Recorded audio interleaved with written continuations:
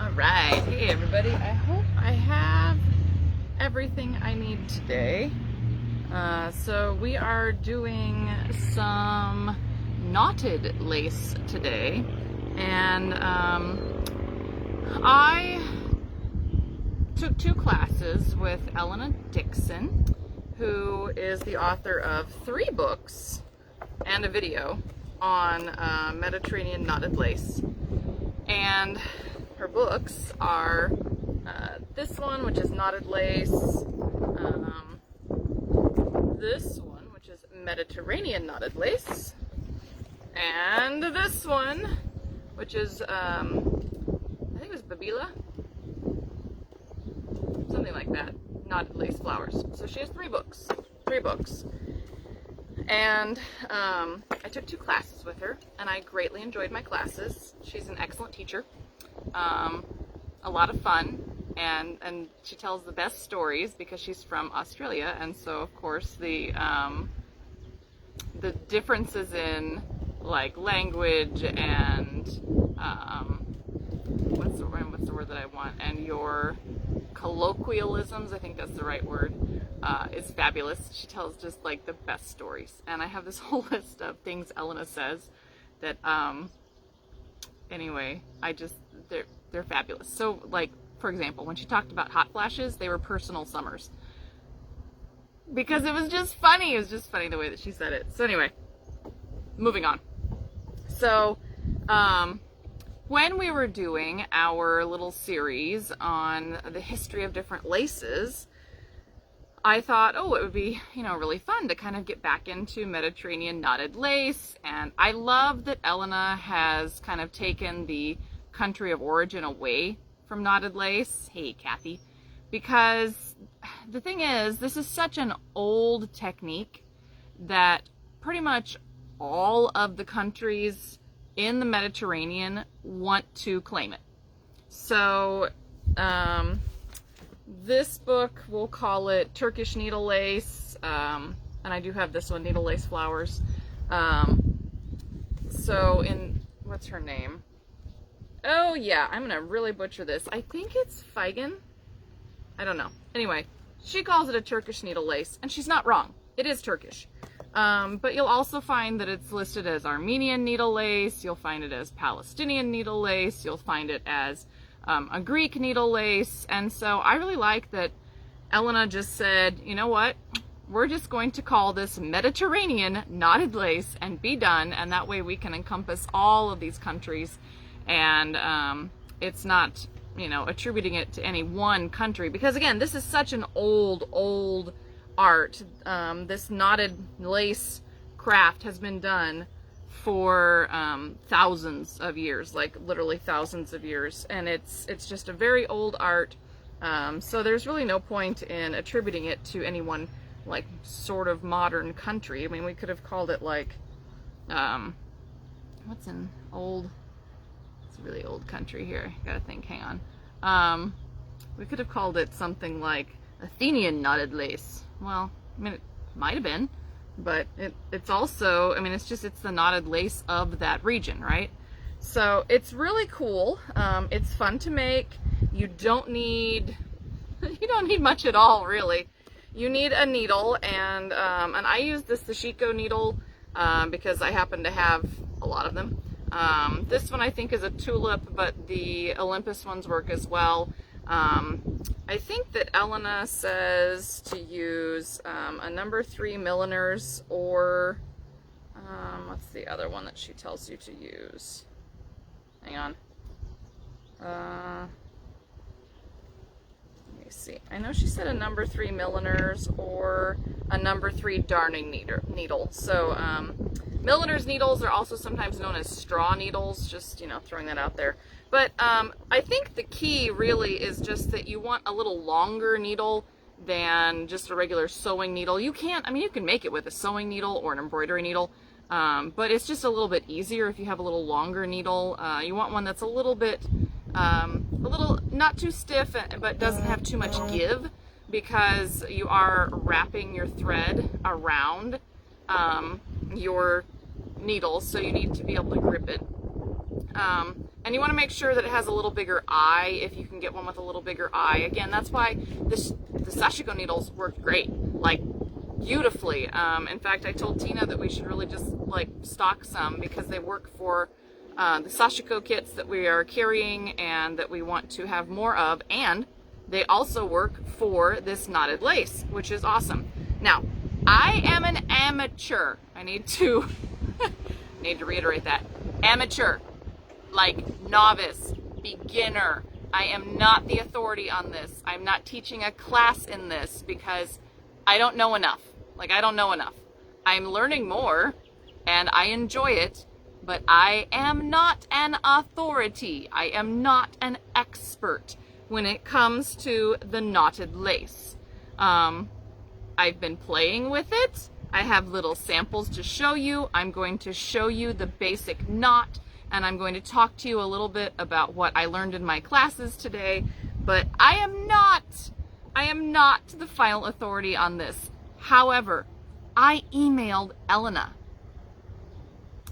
and she said she might be up for doing a video.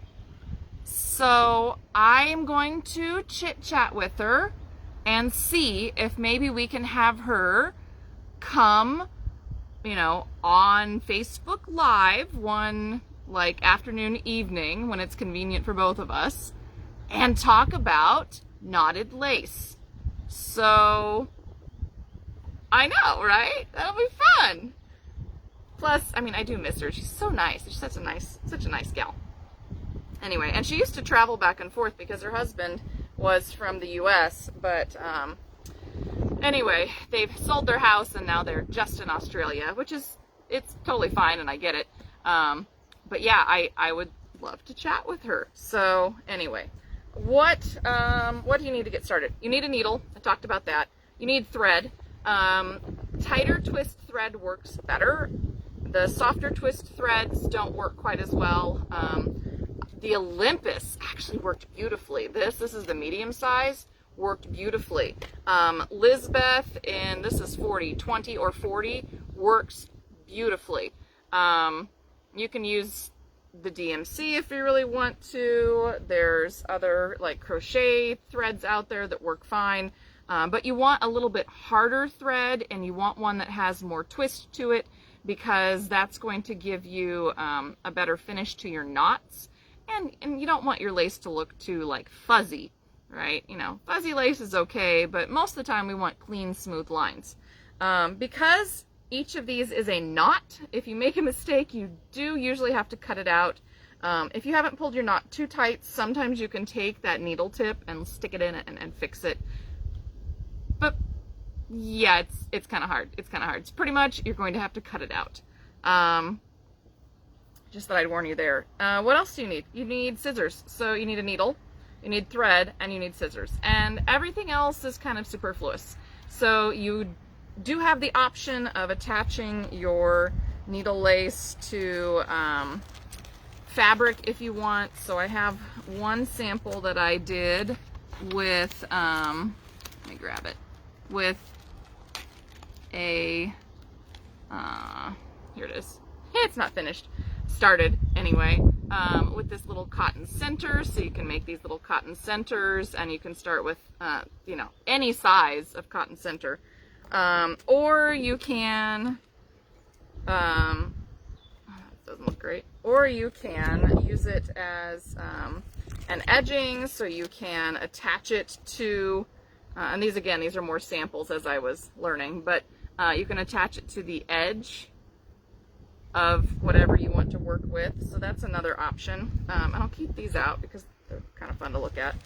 And then you can also just make standalone motifs, like those flowers that I showed you, which I thought were super cool.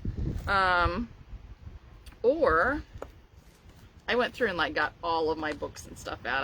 I've been like having quite a fun time with this weekend. Or look, it's butterflies. I know, aren't these awesome? I have some kits for these. I cannot find them in my house, but I'm going to, because now I'm back into it and I'm practicing, and look at the pretty butterflies. I gotta make a butterfly for Ina. She loves butterflies. Loves butterflies. So I gotta make a butterfly. Anyhow, so butterflies. All right, what else have I got going on? Oh, now the other thing that you can do is you can make like little standalone doilies, and this one is a little bit discolored. I don't know what I've done to it, but it's a little bit discolored. But you start there in the center and make your little motif, and you build out from there. So I have several little samples that I've started in colored threads because I thought, why not? And I have my other little samples here. So I'm going to pop the camera down and talk to you about the basics, the very, very basics of what you need to know to make needle lace. So that's what we're doing today. Before I do that though, let me remind you that the year of self-care is still going on. I finally found the tool that I decided that I wanted for April, and I'm buying a couple of amber tatting shuttles. Yeah, Baltic amber tatting shuttles. So remember, this month's theme is a tool, a special tool, whether you make it or buy it. And I can say we do have some, oh, I dropped something, lovely tools. Come back here. All you little lace pieces, don't blow away. I'm gonna have to stick my bowl on them. There we go. I do have some fabulous tools at Black Sheep Fiber Emporium. So we have all kinds of things for your knitting, crochet, weaving, and spinning needs, just in case you need a needle minder or something else for your embroidery. We have that too. So just throwing that out there, just in case you haven't found a fun tool yet for this month. So I'm getting a couple of amber tatting shuttles. Don't forget to keep posting about what you are working on with your year of self-care, because we do have a contest every single month. So I've given a couple of gift certificates away. We've also given some product away. So it just depends on what you like, but we will make sure that we take care of you, whether you are a quilter, a tatter, a Mediterranean knotted lace maker. I'm calling it MKL, I think, or just knotted lace. Anyway, a crocheter, a spinner, a weaver, whatever you do with needlework, you can enter. You just have to tag us when you post on social media. That way we can find it. That's the key. So Black Sheep Fiber Emporium or BSFE, so we can find you. Anyway. Okay. With all of that being done, it's time to turn the camera down and have a little fun.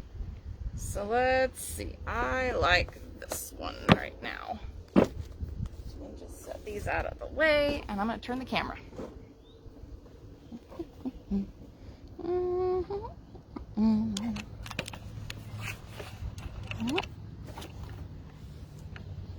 Okay. Here we go. There's our Mediterranean knotted lace. Hi, Angelus. I hope I say your name correctly. All right. So, first of all, great book. All of Elena's books have good diagrams, and she explains all of them so that you know what's going on.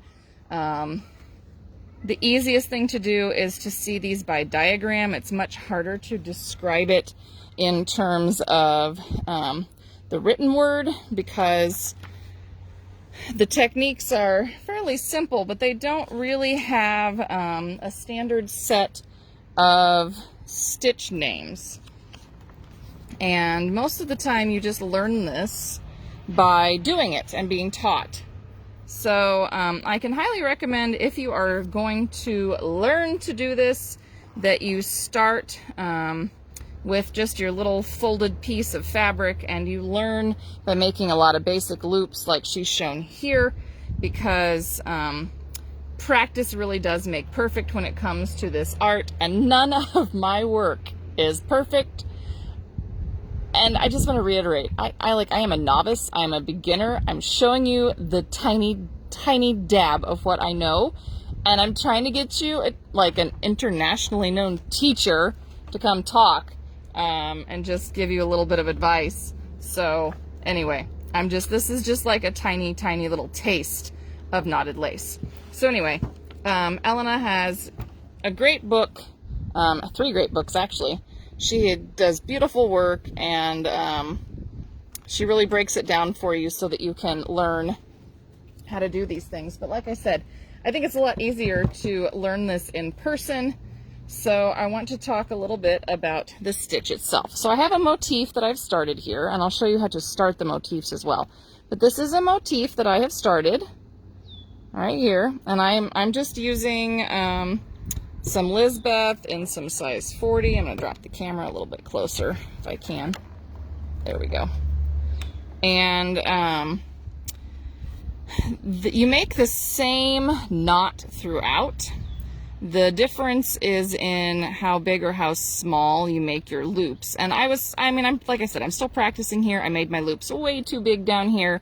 So I've been practicing trying to make my loops a little bit smaller. And you can see that I have some curling going on. I don't have quite the right balance, but at least it's kind of curling because there's too much thread. I don't know. I'm practicing. I went through this weekend and I made some centers, and I just played here with like I wasn't really following any kind of pattern. I was just trying to remember some of what I had been taught, and I have to say I do really like it. Like, it's really fun. Doesn't that look great in the Olympus? I love the colors on this in the Olympus. And yes, usually white is very common. It's very traditional. This poor white thing, I don't know what I did to it, but I've got some staining here in the center. I'll have to try to get rid of it. But this is like a really sturdy lace. You can really like yank on this stuff because each of these is a knot. And like each of these little things, this is a knot. So it's not, it won't come out if you have knotted it correctly and you've buried your ends properly. And yes, I did make this. This is my work right here, from years ago now. But anyway, I like this. I like this knotted lace. It's a lot of fun, and it's very low input. It doesn't take much to start making this because all you need is a needle, thread, and a pair of scissors.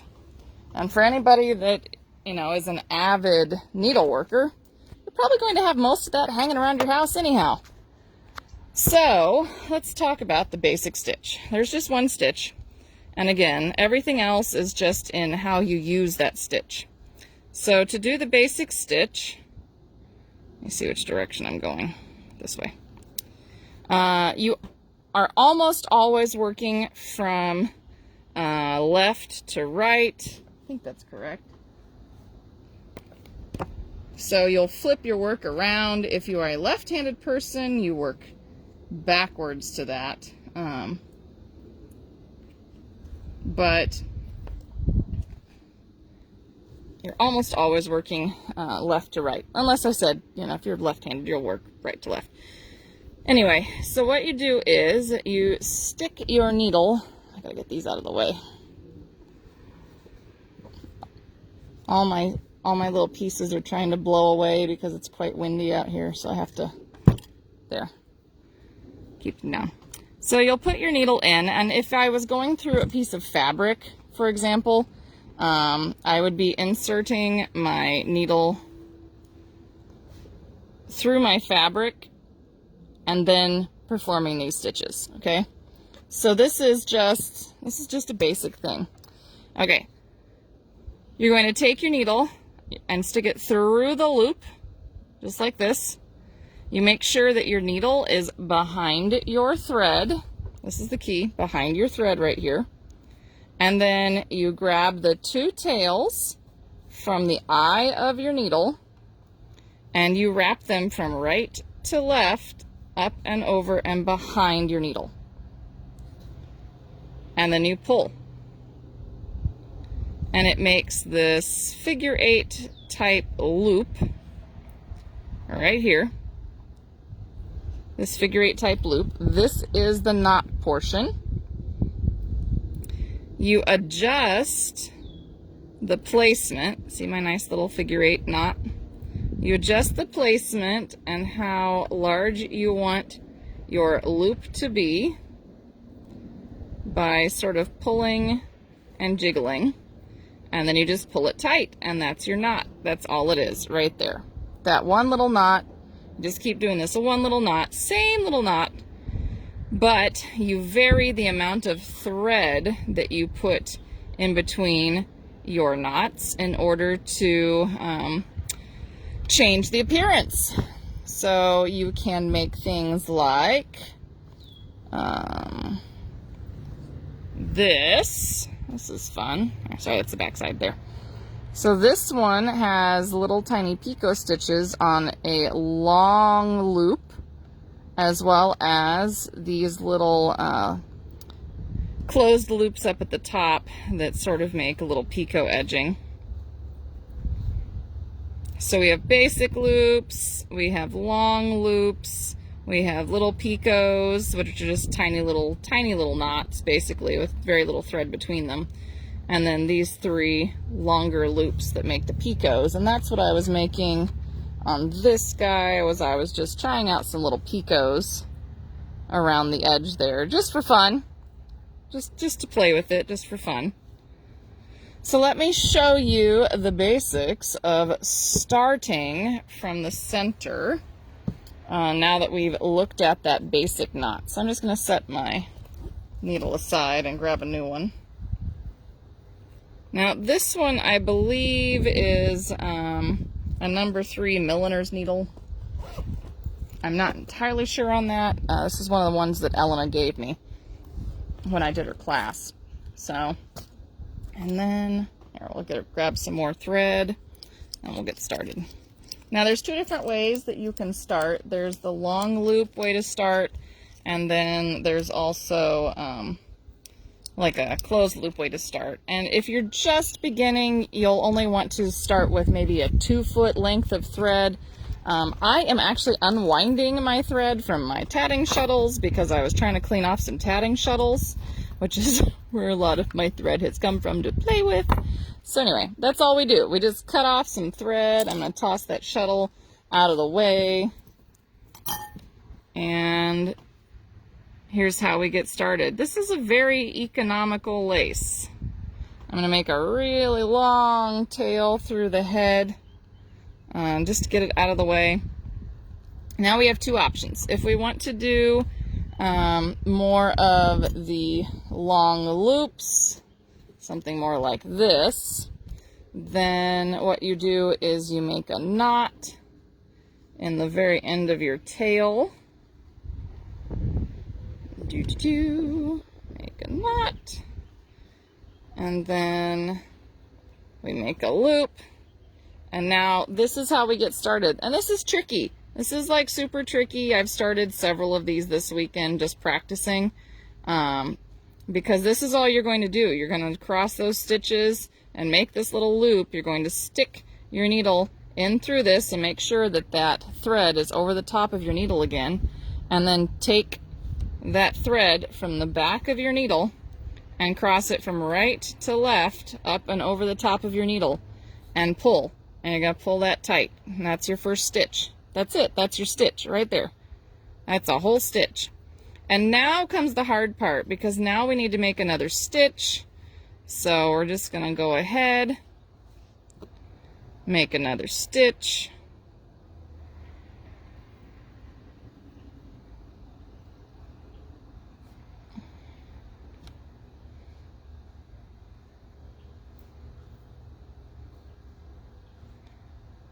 And we need to leave some thread in between. Now, yes, I am, of course, having some issues in getting this to smoothly pull. Elena does have tips and tricks in her book as well, or her books plural as well, for making sure that your, there we go.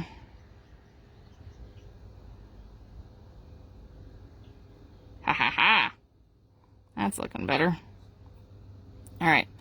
Now this is the tricky part, because you have to decide how long your loop is going to be. And you want a long loop, but you don't want a really, really long loop. You want just a long enough loop that you can replicate it. And this is where I have issues. I'm not gonna lie. I have issues trying to keep all of my loops even. I'm having tension issues with my knots on my Mediterranean knotted lace. There we go. So now I have to try to match this, and I have to try to make all of my loops the same. And this is where I have problems. So we're just going to stick our needle in, make sure that it's under this thread again. Go right to left, pull through. Try not to make quite as much of a muddle of it as you did last time. And also try to match the loop. And I did okay there, but not fabulous. And you do want to make sure that you pull your loops tight. Okay. Let's try it again.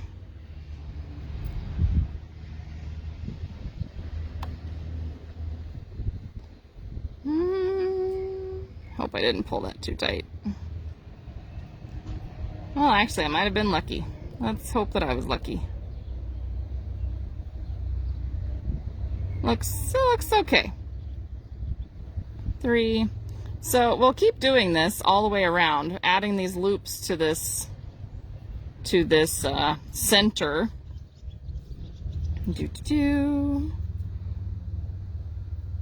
And with the Lizbeth, because that's what I'm using right now, sometimes I find that it is just a little bit twistier than I would like. And so sometimes I have to go in and actually pick up my work and drop it and let the twist out. So let's say I've got 4 on here.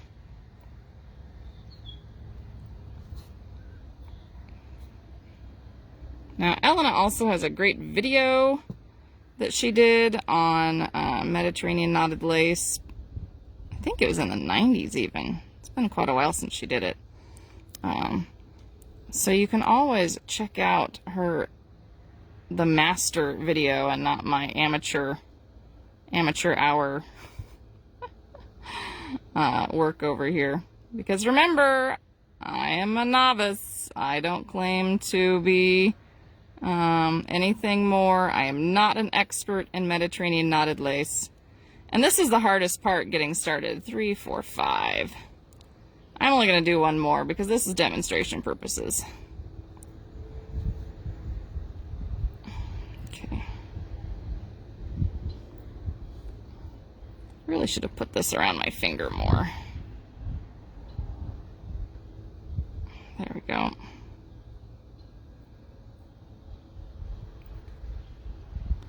Okay, how did I do? Let's see. Not bad. They're all mostly the same size. Mostly. Not terrible.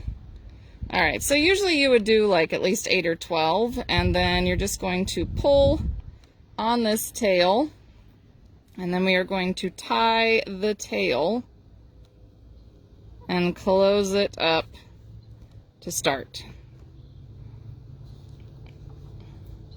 So this would be a beginning.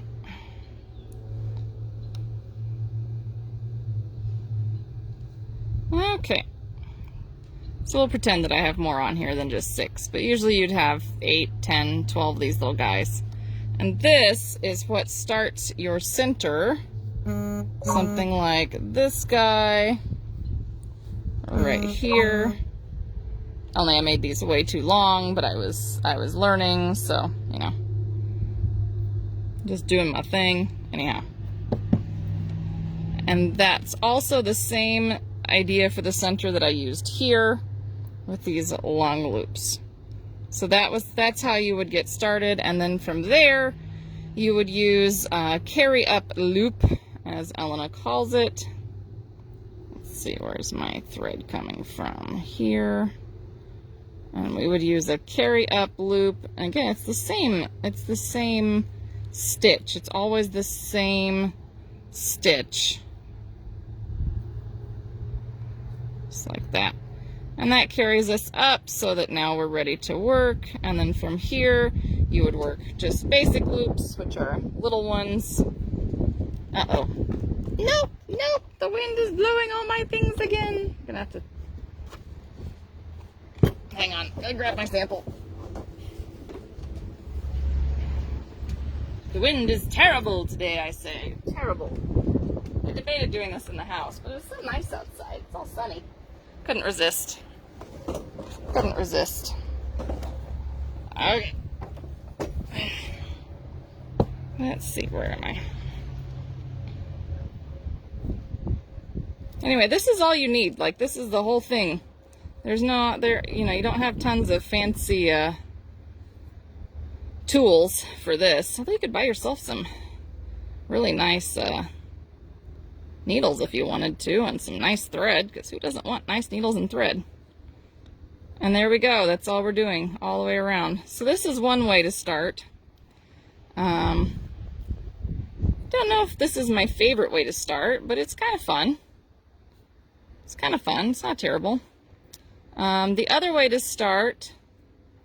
Oh yeah, those are way too far apart now. Oh well. Whatever, I'm doing it anyway.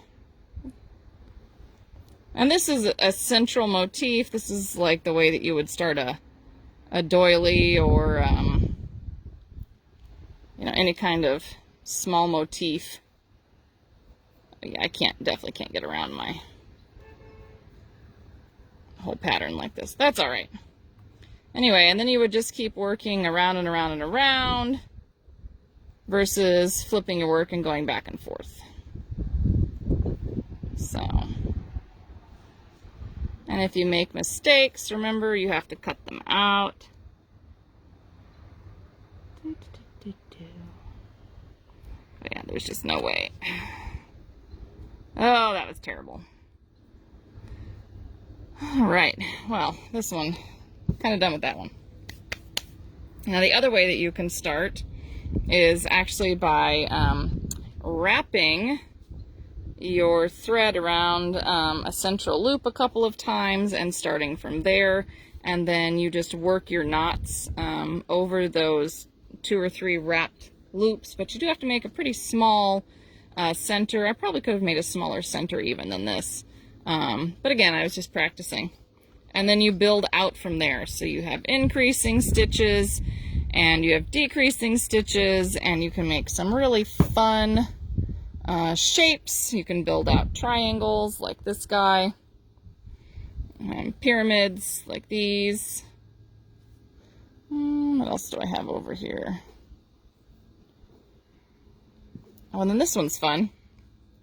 These are like, this was a practice where I have some long X-shaped loops, so long loops here.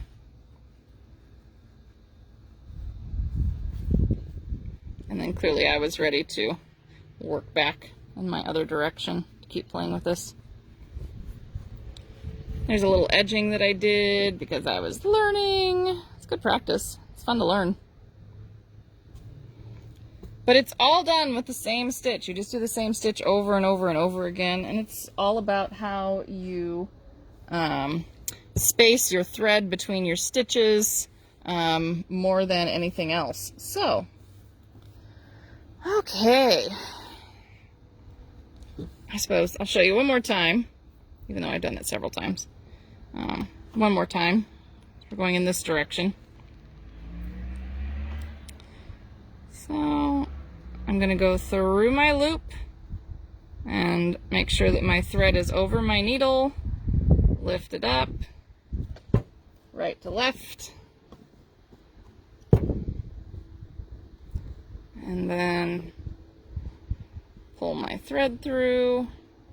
That was a nice smooth pull. Make sure that it's just long enough. And there we go. New loop made. New stitch made. And you just build out from there. And you can build some really beautiful things. Did I show you some of these beautiful things? Let me show you one more time. Look at this guy. Look how pretty that is. Isn't that lovely? Same stitch, just different combinations in terms of length and tension. It's the hardest part of this, is the length and the tension, getting all of those even and the same. And the more that you do, the better it looks, because the more practice you get, the better you become.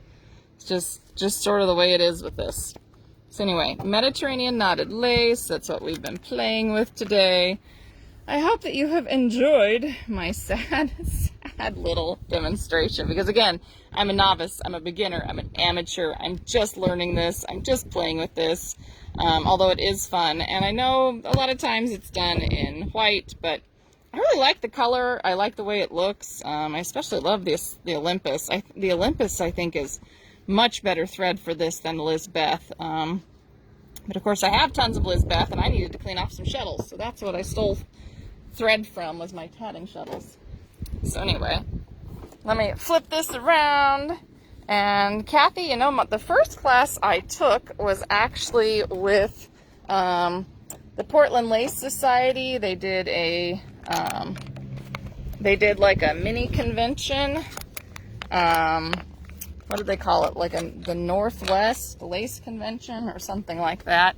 And I convinced my friend from Indiana, my old roommate, should have been my sister, because I love this woman so much, friend. Oh, well, you can't see me. There we go. Try that. Anyway, I convinced her to come out to Oregon and visit me and take the class, because I had moved out there. Well, you really can't see me. Let's lift this. There we go. Anyway, and because I wanted to make these flowers, man. I wanted to make the flowers because I love these flowers. And I had found this book at Powell's, and then I found out that, you know, through the Portland Lace Society, that they were doing this lace convention. And then I found out Elena was gonna be there, and she was the one that wrote the book. And I got all excited, and I fangirled out on the poor woman. I did. And I totally did. Almost as bad as Tina with Jean Leader. I'm not gonna lie, almost as bad. Not quite, but almost. I got her to sign my books. I convinced her to teach a second class for us at Black Sheep. And we did an in-person class where I think it was Tina and myself and 2 other students for 2 nights learning more knotted lace. And I loved it, and I had a lot of fun. And I don't know if Tina remembers how to do it, but she did take it. And anyway, yeah. So that's my story of how I first learned about and was taught Mediterranean knotted lace. So anyway, I am going to continue to play with and practice this, and I'm going to talk to Elena and maybe see if I can get her to do like a little bit of a live video one night. And I'll put it up as an event so you all can see it and enjoy it too, because first of all, she's just a delightful person, and second, her knowledge is so much more vast than mine when it comes to this Mediterranean knotted lace. I am a pale imitation in comparison to her. And she actually learned because her first husband was Greek, and she learned from his mother, and I think his sisters and aunts, and they're the ones that helped her to learn this art, because she found it really interesting. And I'm going to put all my little pieces in here so they don't fly away again. And anyway, and she asked me to send her pictures of what I've been working on. But like, I'm kind of embarrassed to send them, because I kind of haven't been practicing since she taught me like 4 years ago. Wait, longer than that. Like 5 years ago, 6 years ago. It's been a while. So I'm kind of embarrassed to send her photos of what I've been working on, because mostly I'm just trying to play with my tension and relearn how to start the centers, and I'm just playing again, because Ina will let me do this, and she doesn't try to steal it as badly as the tatting shuttles. I have to keep tatting shuttles just randomly around the house now, so that if she wants one, I can be like, here honey, you play with this tatting shuttle, mommy's gonna use the one in her hand right now. Anyway, I love Ina, don't get me wrong. But yeah, so, okay, I've rambled on long enough. I'm really enjoying this. We will probably have another session with the Mediterranean Knotted Lace, where I'm like level 2 beginner instead of level 1 beginner.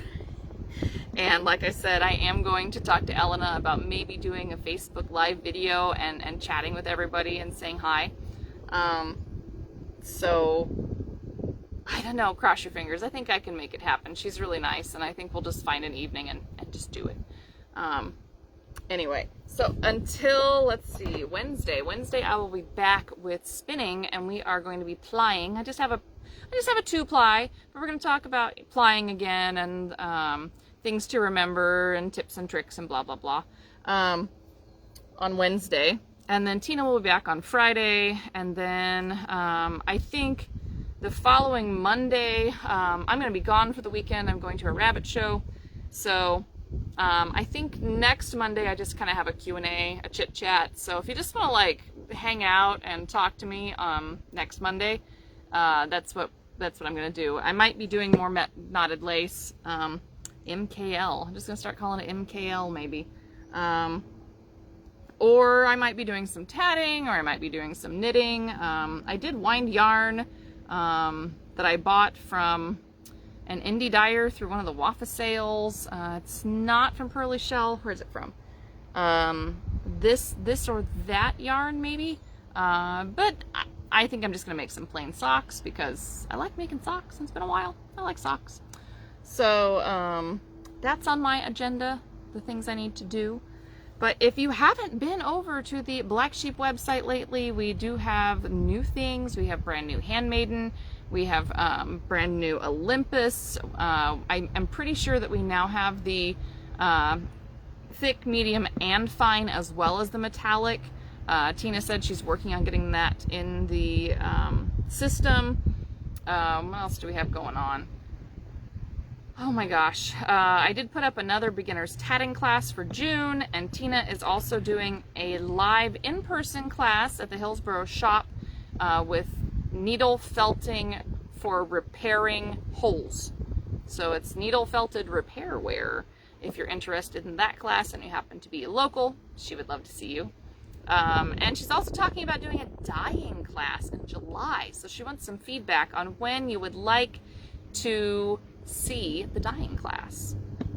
So anyway, lots of fun stuff coming up. Tina and I just keep, plugging along on our year of self-care. We keep trying to teach you new things. If there's something you want to learn, let me know. If there's a class that you'd like me to teach, let me know. I'm talking with some of the tatting students that I have been teaching over this spring about maybe doing a once a month Zoom tatting meeting. So, see if it works out. But you'll see more of that on Facebook, Instagram, in the newsletter, etc. As I work out what's going on with that. So don't forget to go shop blacksheepfiberemporium.com. Remember, we always have free shipping in the US for orders of $85 and above. And we also have our rewards programs to get $5 back for every 100 that you spend. We like to reward you and make sure that you are posting your year of self-care photos to your various social media outlets, because there's not many people doing it. So your odds of winning are pretty good. Like usually I do a random number generator pick between like, I think 10 and 20 entries a month. It's not that many. So yeah, just keep posting. Just keep posting. And tell your friends about it, because it's kind of fun this year of self-care. I'm learning a lot of new stuff. I'm going back to things that I'd forgotten I knew how to do. I am enjoying my crafts even more, and I want the same for you. I want you to be enjoying it as well. So, all right, I will see you guys, next Wednesday. So it's 2 days from now. See you on Wednesday, and don't forget we're going to be doing some plying on our wheels. So I have a 2-ply to get done in the colorway Golden Girls, which was a targi, bamboo, and silk roving that I bought from my friends over at Pearly Shell Fiber Arts. Heather, if you watch this, hey, I'm spinning up more of your fiber. Yeah, So I will see you guys next time. Please take care of yourself. You know, wear your mask, wash your hands, physically distance, get vaccinated when you can. I keep trying to get an appointment, but Missouri, just saying. Anyway, and until then, please take care of yourself mentally, emotionally, physically, and craftually. Make sure that you are making a little bit of time to relax and do your crafting every day. Even if it's just that 15 minutes before you go to bed, it does help you to learn when you're using those last 15 minutes before you go to bed to try something new. So anyway, I will see you all on Wednesday. And we'll probably not be on the deck because it's supposed to be very chilly the next 2 days here. We're even supposed to see snow in April in St. Louis. I am not excited about this, and I have to bring all of my plants in. Don't know if you can see it, but back here I have an entire tray of seedling tomatoes that I keep hauling in and out, trying to harden off. And now there's going to be snow, so I have to start the hardening process all over again. Joy. Anyway. I will see you guys Wednesday. Later.